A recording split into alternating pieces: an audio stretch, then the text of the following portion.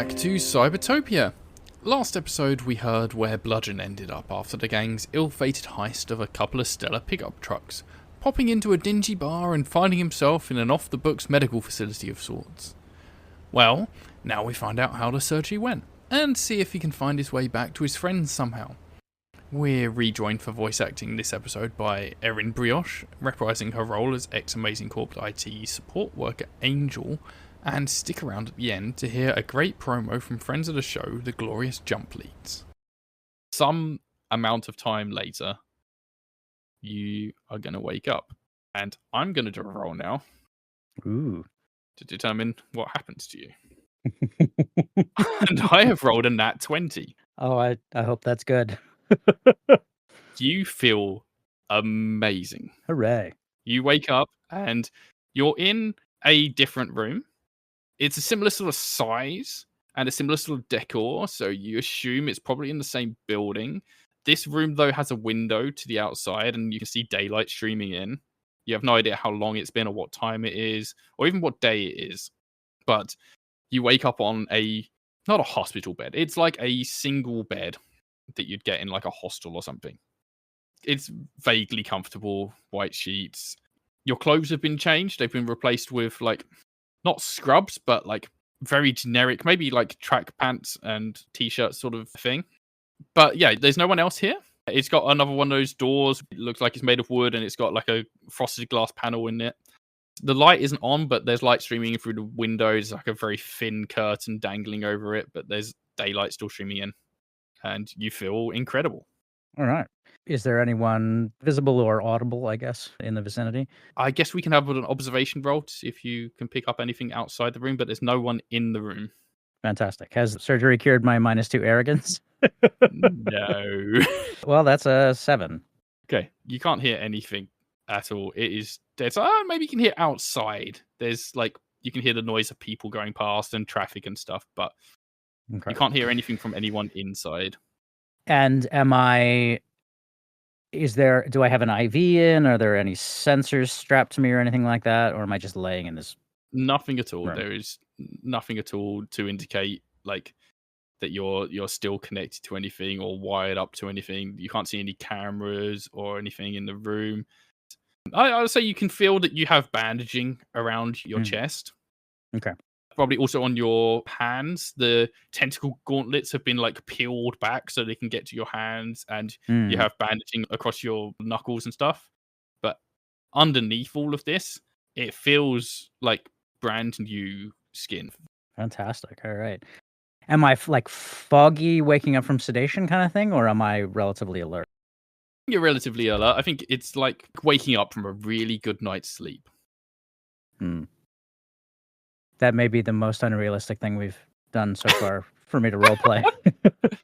Okay, well then I think in that case, first thing I would do would be you said I'm not in the clothes I was wearing when I was sedated. Yeah, and there's no sign of them either. Oh, crap. Okay, well then in that case, I'm going to check if it's got pockets. I want to see if the card is in the pocket or if the card vanished with my clothes. There is a chair in the corner that has your Sentry Halo on and also that card. And do you have any other possessions? I think that's it, right? The Halo, the gauntlets, my clothes, and the card now would be. If it's not within reach, then I would swing around and stand up and walk over and just pick the card up and take a look at it. Yeah, you immediately notice that you are no longer in any pain at all, and you can put your health back up to 30. Fantastic. You pick up this card and you look at it and like turn it up and down and stuff, and it has an address on it that I'd say you kind of recognize, or maybe you can work out from the zip code or something that it is in the southwest area of the city. Okay. An area that you'd kind of associated with kind of suburbs. But there's no like name of a venue or anything. It's not like a stadium or a bar or anything. It's literally just, maybe it is just a zip code. Like it's just a series of numbers that you recognize as being like, this would lead to an address if you put it in a location finder or something. Got it. Okay. Well, then I'll stick that in my pocket. Are the clothes I'm wearing like clothes I could wear out? Or Yeah. These are reasonable clothes. I'm just picturing hospital gown with empty. Oh, no. No. Nothing about this whole place is saying hospital really at all, apart from like the implements and whatnot. But like the person was not dressed like a doctor. Okay. You are not wearing scrubs. Do you want to check out your wounds or anything? Are you going to unbandage yourself or just take it as it is? I think the bandaging. You're right that Bludgeon has had to be fixed up after losing some fights, but I think hasn't really learned much about anatomy. Would just sort of assume like, okay, if I've had broken ribs, I need to keep the bandaging on to keep them from moving. Because even if they've been like stabilized, they're probably still healing, and so I don't think he's in a rush to take the bandages off. Because yeah, I think he assumes that it's keeping things in place while he finishes healing. So you said there were bandages on my hands and the knuckles. Are my fingers still accessible, or are they like Yeah. mittened? Okay. Yeah, they're like mittens, I suppose. And maybe it's like some sort of special bandaging that is conforming to like the shape, the contours of your hand so that your fingers aren't restricted. Okay. Well, then, so in that case, I think he probably wouldn't mess with the ribs, but I think would maybe, if it doesn't, he's not super worried about scabbing or scarring on his knuckles or anything. So he would probably, if there's an edge he can undo, would probably unbandage at least his hands just to make sure that he's got full use of his fingers. Like the bandages aren't interfering with using his fingers. So, yeah, would unwrap the bandaging from his hands at least. I'm picturing probably having to like gnaw at one of it with his teeth before he can get it started if his fingers are bandaged. So yes, it would try to unbandage his hands. Okay. So yeah, you take the bandages off your hands and let's have I don't know, like a anatomy kind of roll, I guess, like a biology kind of roll. I don't think you've got anything to go into it, but yeah. That's a 12. Okay. Your fingers don't look right. Like they don't look how you remember them. Oh yeah. They look like fingers. They seem to feel like fingers. They are fully functional as fingers, but maybe they're a slightly different color to what you remember. Maybe they're a bit darker or a bit shinier. Like maybe there's like a bit of an iridescence to them. Sparkle fingers? Interesting. So I have my fingers are a different, and so I think there would be kind of like a flexing them and looking at the knuckles, sort of like assuming I still have fingerprints. Yep. But kind of like, yeah, peering at them quizzically. When you examine them closer, it feels like a different material. It's not like skin. There's something a bit tingy to them. Maybe you tap them and it feels like hard. Huh. And yeah, your fingerprints now feel smooth. Oh boy. They've made me an unconsensual cyborg. But it's not like robot parts. It doesn't feel like metallic. It's almost like glass skin or something, right? Huh. Fascinating. Okay. I don't know how Bludgeon would feel about that. That's interesting. There's a part of me that sort of imagines a reaction of like, oh gosh, I'm no longer human. But I don't know that he would, because he's been so immersed in the world of people with all these really crazy cybernetic implants and everything. Like, I don't know that he would have the same visceral reaction that I do to my skin has been replaced. Let's roll for reaction. These are not my fingers. It's a 9. Okay. As you're feeling around your fingers, your brain is ticking, and suddenly you realize, no, I should definitely look under these bandages now. If this is what they've done to my hands, what have they done to my chest? Good point. Okay, yeah, that's fair. All right, then, yeah. So I'll lift up the shirt and try to find an edge to peel and start unwrapping the bandages across my chest. And what do I see? Okay, there's a mirror in the room. And you go up to the mirror while you're taking off these bandages. And are you ripping them off quickly, or are you doing it slowly? Or maybe it's at first there's a little bit of slow because he is really worried that it's going to be pain. If there is no pain, though, he will speed up. It starts off tentatively, and as it gets like more obvious that like there's nothing wrong in inverted commas, yeah, he gets all the bandages off and he's looking in the mirror, and the chest has this similar kind of sheen to it, and it feels like a non-skin material now. Differently to the knuckles, though, it looks like it's got a bit of a pulse to it, maybe in the same rhythm as your heartbeat. And maybe you can even see, it's not veins, you know from your own knowledge of your own body, you do not have veins visible across your chest normally. Mm-hmm. But yeah, you can see what looks like maybe like a very faint kind of greenish glow go across your chest, like Oh in the man. pattern of blood vessels where you Yeah. know you would not normally have blood vessels, but there is something inside you now. You can mark your beefy up to a +3 Oh my. All right.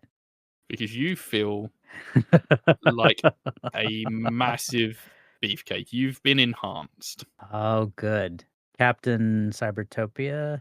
Can I feel for my pulse, like, at my neck? Is my heart still beating the same way? Yep. Okay. Fascinating. You said there was a chair that my gear was on. Mhm. I wanna pick up the chair and just kind of, like, grab an arm in each hand and just kinda pull and see if I can rip it in half or pull Okay. the arms off it or whatever. Yeah, let's have a roll, including whatever you'd want from your stats. So I think that's yeah, Punchbot, which has become functional muscle and beefy, so the total is a +6, and that's a 14, so it's a dirty 20. It's a metal chair. I think it's like Oh, a okay. steel chair, right? And you just are testing it, expecting like maybe you can bend it a bit or something. And it just rips apart like a piece of paper. Wow. Holy shit. Bludgeon is back, baby. In some form.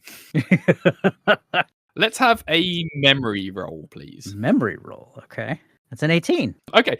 As you're looking in the mirror and you see this green glow kind of go through your veins on your chest, your veins in commas, Mhm. you have a flashback to a fight you had in the pharmaceutical lab in the first season, Mhm. where you fought against someone that had like some weird drug contraption in their neck that like pumped a green liquid into them when they got like enraged. And you're like, Oh. am I now a farmer bunny? Oh, yeah, that's a different vibe than, like, cybernetically or mechanically enhanced. Oof. Yeah, that sits different for sure. I'm assuming there's a door out of the room. Yeah, there's the door with the frosted glass. I would grab my sensory halo and my tentacle gauntlets, and I don't think necessarily putting them on right away, just kind of grabbing them so I have them, and I would go over and, like, open the door and just stick my head out, see if there's anybody around. Yeah. "Hello?" Yeah, you open the door and those blue flickering lights from the night before are gone. Like they're turned off. It is now just a dark corridor. You can see the light of the daylight coming through from that front door way down the Mhm. corridor from you. Gotcha, so I'm in one of the rooms empty and dark on my way in. Yeah, you're kind of Okay. you're trying to remember and judging which door it was you'd gone into for your operation that you had. Mhm. And you're maybe a few doors down from that on the opposite side of the corridor. Okay. Um, but yeah, there's absolutely no sign of life. There's no movement. None of the other doors are open. There's no people or sound Okay. or lights. Oh gosh, okay, so there's just and Just the what daylight coming through from your door, and well, probably the doors on your side of the building have daylight coming through, and the end windows. door, Okay. and that's it. Alright. Then I will walk down the hallway and slam open if I can the door that I went through into the surgery. Okay, yeah, the door Okay. swings open and it's empty. Son of bitch. There's the dentist chair, but there's no tools or equipment or any sign of a person or anything. Okay. So, and this is the opposite side of the building, so there are no windows on this side? No light? Yeah, there's no light in these. Okay. Um,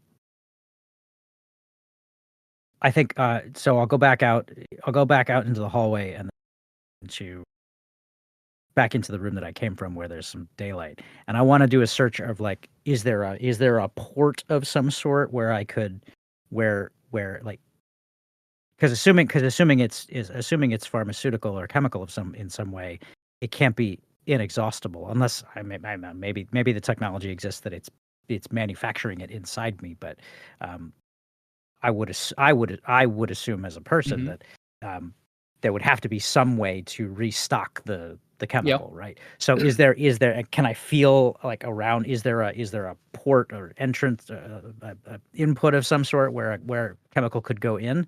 Yeah, let's have a feeling yourself roll. Oh, I'm feeling myself. That's a 2. So You feel around as much as you can, and you can't find anything that feels like, I don't know, a hole where you'd inject stuff or anything like that. There doesn't seem to be any seams. It's almost like it melds into your skin. Like, it's not like all of your skin has been changed into this stuff. It just kind of merges seamlessly with your body. Um, Okay. but you can't feel like every scrap of your back. Like, Right. maybe there's something in your back and you're trying to look in the mirror and you're trying to look over your shoulder and you're trying to feel at the same time. Like, there must be something, but you can't find it. Gotcha. Okay. There's oh man, that's a mind fuck. Okay. I think at this point, Bludgeon is just like, all right, there's nobody around. If this were a D&D fantasy campaign, I'm sure I would go back and the bar would be gone too, but like, what? There hasn't been a bar here since 1435. But I think his next move then is just going to be like, okay,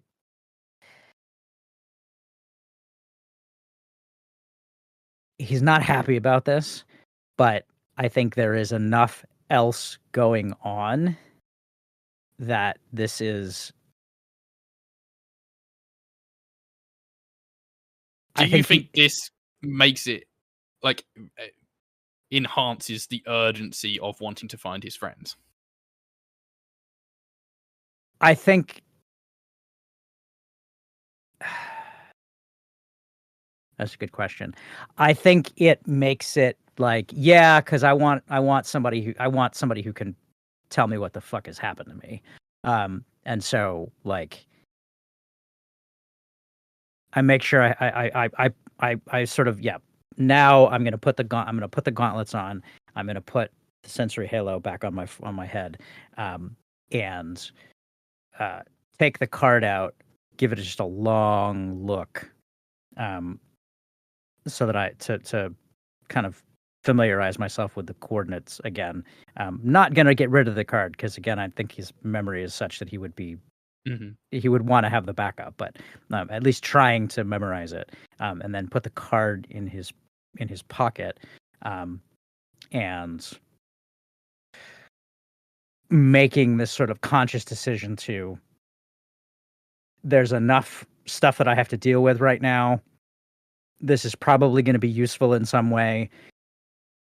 When I figure out who did this to me without my consent, eventually I'm going to rip their head off. But for the time being, I'm just going to figure out what it was, and how to use it to my advantage. And yes, I need to locate the only people that Bludgeon trusts right now, for anything, let alone to help him figure out what has happened to him, are the people that he worked with at Amazing Course. So I think that's going to be his next priority. Okay.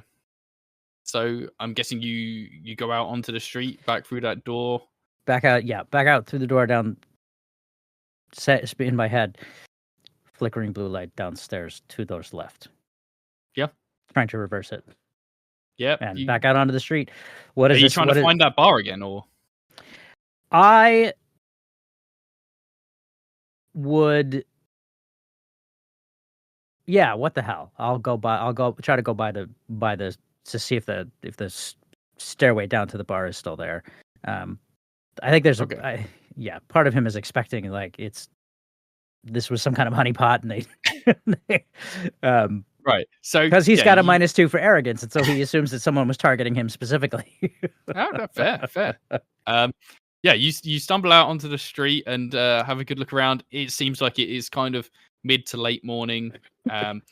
There's people out in the street, but it doesn't seem like it's kind of rush hour time.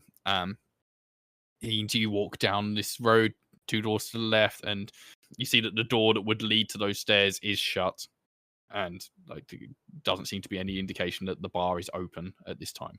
I think it's very much like, you know what, I fucking can't deal with this right now. So far, I have woken up with Frankie, Maurice, and Knox are the people that I have personally seen, right? And then Julie the last time. Yeah. So. Let's have a recognition roll. Okay. And you can have your sentry header. That's fantastic. Let's say it's 3 + 1. Fucking hell, man. So I think the person that most. So Julie, I guess, is the science person, but and Knox is the hacking. But the person that Bludgeon knows most directly, that has the like tinkery tech experience, is Clarity. So I think that would be that would be, and also, yes, I think that would be then Bludgeon's priority would be trying to figure out if Clarity is alive and try to find them to get them to help figure out what has happened. And with a 3. So you're kind of looking up and down this street. You're trying to figure out, like, how can I find these people? And out of nowhere, you turn around and a scooter nearly like completely smashes into you. And they manage to swerve around in the last second and avoid you. And you spin around. Maybe you like stumble a bit. And as you do this, you notice someone acting really shiftily and slip into a door across the street from you. Well, that's not okay. Well, this is both very obvious and very disturbing. So yeah, I'll hustle across the street and hey, you! Why are you acting shifty in this doorway? This person looks over their shoulder and you can see them mouth the word shit, and then they like slam the door behind them and they disappear into this building. Oh no, they don't. Well, okay, I'm gonna yes, use my newfound beefiness to punch the door off the hinges if I can. So this is +3 for functional muscle, +3 for beefy, +1 for punching, and I assume my tentacle gauntlets for +3 as well. Yep, let's go for it. So that's +10. Let's not have the natural one now. I rolled a 6, but 16. Okay. Yep. Okay. It's a fairly flimsy door. It's just made of wood, and yeah, you smash it. It's like plywood or something, and it just like splinters and swings open. Hey! And you can see this is a really small room. It doesn't lead on to anywhere. It just looks like a maintenance closet to a building of some sort. So this person just stands there blinking for a few seconds.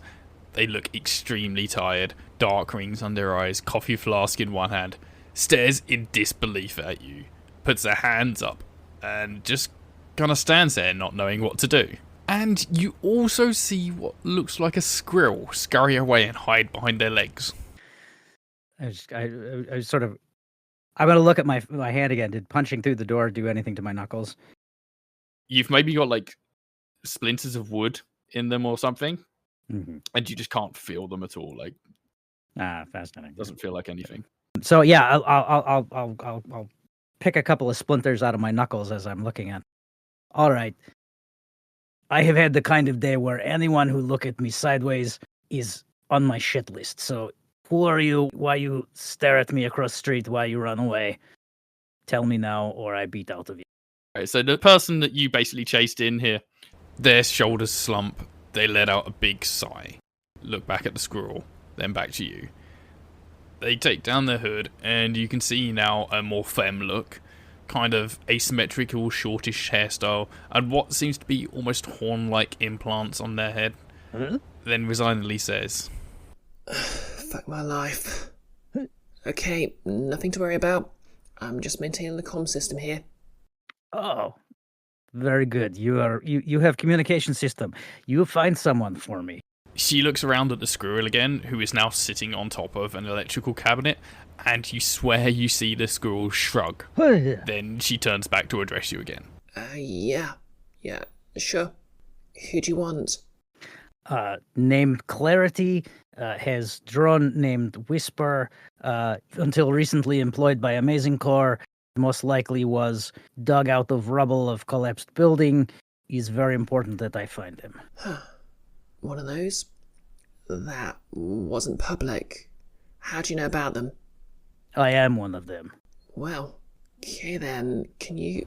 She looks past you and goes to gesture to the door before realizing just how busted it is. Just do what you can with it. I'll pick it up and prop it in the hole. And they'll beckon you forward. I'm like, I don't know how you found us. Your bad luck. I just spotted you across the street looking shifty. Seriously? Coincidence? Yeah, well, we know all about you. It's 15 of you. They're trying to cover you up. They're saying you never existed. We've got a few names. What's your name? My name is Bludgeon. Bludgeon? Yeah, we got a bludgeon here. Well, yes, you've got Bludgeon right here. Sorry, long day. you look over your shoulder and can see the morning sun streaming in through the gaps in the door. Yeah, you're on our list. We've got a bludgeon. Who's... Yeah, Clarity, Gary Knox. Knox, yes. Is Knox... Gary Knox is... Yes, Gary Knox is a friend of mine. All right. Julie, Maurice, Who's... Frankie. You say your... whose list? We're trying to find out what we can. Who's we? They look really shifty again, but then they look back at the door and look at you and they're like... I'm Angelina. My friends call me Angel. I guess my enemies call me Angel too, or you is also fine. Do you know Cracks? You invented Cracks. How would you describe Cracks? I am thinking of it as a sort of a self-organizing mutual aid, symbiotic, alternative lifestyle collective of people who are trying to build alternative infrastructure to help people survive outside of the megacore structure. So they say something equally kind of confusing sounding that Bludgeon kind of recognizes as being like, oh yeah, Cracks, they're this organization that I kind of vaguely know about. Probably haven't had dealings with in the past, but you know of these people being like a kind of commune alternative lifestyle group that live in the kind of off the grid areas of the city and the world. And this person is like, look, we can hack it. We don't hack. We have access to all the city's comms networks through this mainframe here. It's all hooked up upstairs. The media building, you know? Is good place to be then. But we don't know where any of your friends are. The other 14 of you, I mean. You're all scattered after the CSP safe houses and we lost you. How could we find them? What would we look for? You got a signal or anything? Yeah, and that's, I think, above Bludgeon's intellectual pay grade. I don't know that there's a... Like, well, You said Clarity's a hacker, right? Yes, very good one. Also, tinker with machines, build drone and other gear. Very, very good with tools and tech. All right. Well, I'm a pretty good systems analyst myself. I'll have a scan through the systems and see if I can spot any unusual signatures that will help track them down. That would be much appreciated. Sorry about your door. Like I said, I have real bad weekend. she gives you this dubious eyebrow raise. Well, you didn't look it. Yeah, better than I should be. See, some, and I kind of hold my hands up, palms out, and then turn them around. It's like, I went to a doctor for broken rib. I woke up looking like Sparkle Horse. Wow, that puts her all out to shame, eh, Quail? Anyway, give me a minute. She turns towards the cabinet and the squirrel hops onto her shoulder as she gets to work. Is your pet? Never mind her. She's satisfied. It is a pretty small room. It's just brick wall, or maybe breeze block room. Mm-hmm. You can see all sorts of cabling and stuff at the back there. Within minutes, turns around back to you. It's like, got him. They're literally upstairs. Oh, that's fantastic work. You should get raised. No shit. They just got here last night. Huh. They just turned up, started messing with stuff. The signals have all changed in this building. They've pretty much hacked the entire network. Fantastic. Go Clarity. No, that was Smart Coolman, and he's done a sloppy job. Fingerprints all over the place. There's been some other funny signals as well. Cyan's been just shouting from the digital rooftops that they still exist. Well, Cyan is also one of our crew. Yes, I know. Looks like there's 8 or 9 of them up there, so I guess that's where you live now. Suppose it is. Well, then I will see if there's place I can buy a new door, and I will replace for you. Well, I'd appreciate it. Look, when you get up there, tell them it's pretty easy to find them. They're being really loud on the network. I'll cover up what I can from this end. You might all want to keep a low profile. Yes, it's good idea. Thank you. I will tell. So, if you want in, don't use the front. It's working hours. There's a surface elevator around the back. I've unlocked the entrance for the next 10. Don't go wandering. It's confusing back there. Some weird passageways. One of those liminal space sort of things. Liminal. Right. Okay. Don't worry about it. They'll find you. Some came through here just this morning. We gotta go though. I'm knackered. And we can't hang around here too long or we'll attract attention. Alright. More attention. I just came to check the connections because our signal went wonky. And I guess I know why now. Let's head out. And please don't make too much noise up there. I'll be quiet like mouse. Good luck out there. We'll be keeping an eye on you. In the enemy of Amazing Core is friend of mine. Well, I don't know if we call them so much an enemy. Just people we'd rather avoid. Fair enough. They will not thank you. They'll acknowledge your existence and just be like, "Yep, ciao." And they go through the space that used to be the door. The squirrel, still on her shoulder, turns and watches you as they leave. It's just one thing after another. Hey, Coil. And you can exit too and prop the door back up to cover the hole. Yeah. You can go around the back of the building to the maintenance lift that they mentioned and head on up to find your friends.